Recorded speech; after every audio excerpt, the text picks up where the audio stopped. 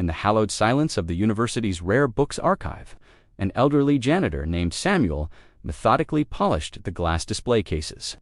He moved with a quiet dignity, his presence as unobtrusive as the dust motes dancing in the shafts of afternoon light. His peace was shattered by the arrival of Dr. Alistair Finch, a young, brilliant history professor known for his sharp intellect and even sharper arrogance. He was leading a group of graduate students, his voice booming with self-importance. Dr. Finch removed a fragile 14th-century manuscript from its climate-controlled enclosure, laying it flat on the table with a careless thud. "As you can see," he lectured, gesturing grandly, "the patronage of the Sforza family is clearly indicated by this mark." In the colophon, Samuel, who had been watching from a distance, winced at the harsh handling of the delicate vellum. He quietly approached the group. "Excuse me, Professor," he said softly, his voice raspy from disuse. "If you support the spine with a foam wedge, it will prevent cracking. That binding is famously fragile." Dr. Finch stopped mid-sentence and glared at the janitor. He let out a short, condescending laugh. "And what, pray tell, would you know about historiography or archival preservation? Stick to your mop and bucket." "Some of us are paid to use our minds." The students shifted uncomfortably, unsure where to look. Samuel did not move. His gaze fell upon the manuscript. "I may only know mop, sir. But I also know you're misreading that colophon.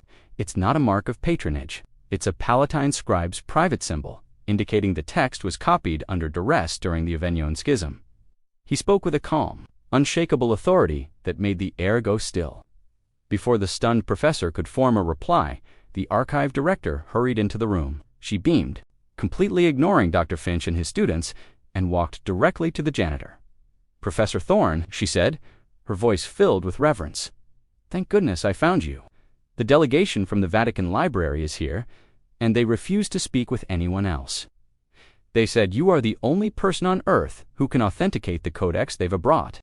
The title Professor Thorne echoed in the silent room. Dr. Finch's face went from crimson with anger to ghostly pale with horror. He was standing in front of the legendary Samuel Thorne, the world's foremost expert on medieval paleography, who had retired from his prestigious post years ago, but took a janitor's job simply to be close to the books he loved. I didn't know," Finch stammered, his voice barely a whisper. Samuel finally looked at him, his eyes filled not with anger, but with deep disappointment. "The books teach us about the past, Doctor. They're meant to grant us wisdom. But true wisdom isn't in what you know. It's in the humility to understand how much you don't." He then turned to the director, leaving Finch utterly humiliated before his disillusioned students.